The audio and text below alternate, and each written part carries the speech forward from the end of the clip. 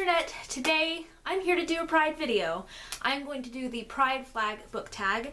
This is actually a video I did last year, but I was tagged to do this by JL Todd, and I will leave her channel in the description below. So I decided to do it again and just kind of brush up my answers a little bit and give you some new answers. If you don't know what this is, this book tag was created by Mr. Common Spence, and I highly recommend you go and watch his video even before this one, because he delves into the history of the pride flag and the meaning behind all of the colors, and it's very interesting.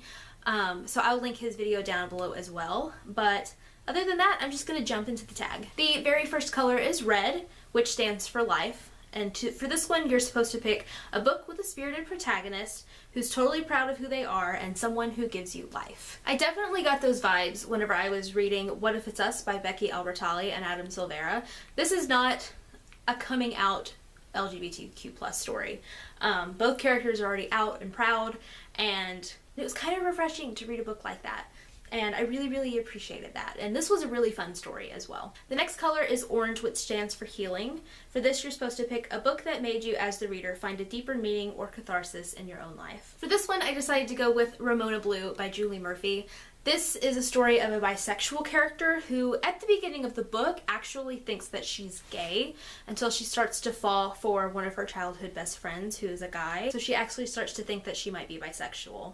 I really liked this book a lot. I liked reading about a bisexual character who's not in a same-sex relationship. Not that we don't need more of that, because we certainly do, but it was different, and I appreciated it for that. Also, this takes place in the South, so even though it didn't take place in Texas, which is where I grew up, I related to a lot of the comments that Ramona made about where she grew up and that kind of thing. So I really appreciated this book for those reasons, and Julie Murphy has also said that she's bisexual, so this is an Own Voices book, and I really liked it. I feel like this book is super underrated.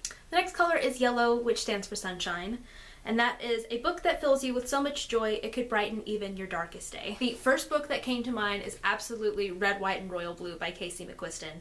I just finished this book and I'm absolutely obsessed with it. It is so cute. It makes me so happy. I laughed out loud like at least once per chapter in this book. And the characters were just so great, and the writing was just so great, and everything about this book is amazing, and you should read it. If you somehow don't know what this book is about, it's actually an adult romance book about the first son of the United States named Alex and the Crown Prince of England named Henry, and it's kind of an enemies to lovers story, and it's so good. It's so good. The next color is green, which stands for nature. And for this one, you're supposed to pick a book that's set out of this world, a reality different than your own. For this one, I've chosen Girls of Paper and Fire by Natasha Negan. This is a YA fantasy story. In this world, everyone's kind of divided into different castes.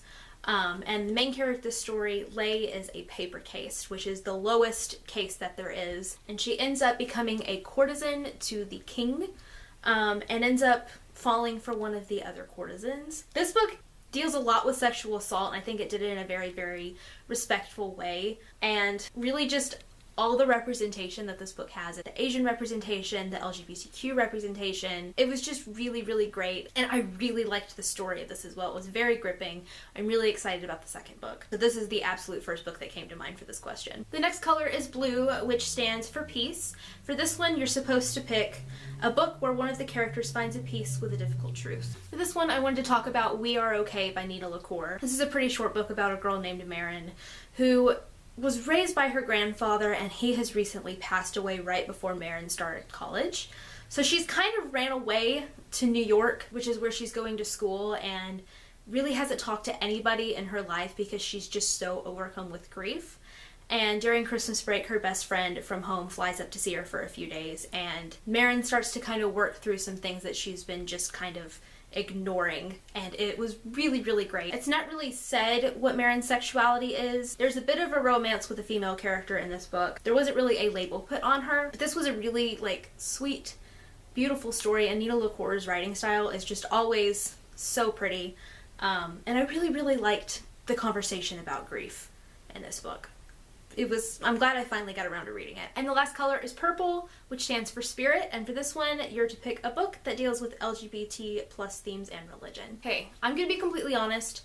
I haven't really read a lot of queer books that do deal with religion. So this one I am overlapping with last year, but last year when I did this tag, I hadn't yet read this book, so I was just basing it off of what I'd heard, and I have read it now.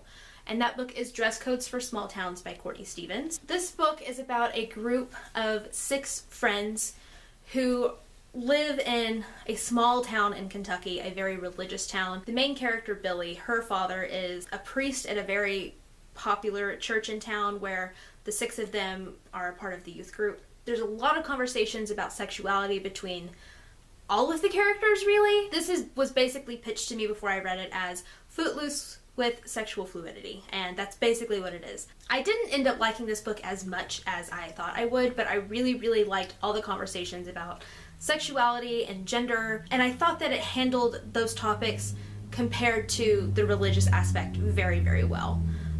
So I can actually say that this time, having read it, that I thought this book did all of those things really, really well. So that's it for the Pride Flag book tag. I'm not going to tag anyone, but if you haven't done this and you want to, I'll put the questions in the description so that way you can find them easily. But that'll be it for this video. I do plan on doing a few other Pride videos later on in the month, so be on the lookout for that. And I will see you guys next time with another video. Bye.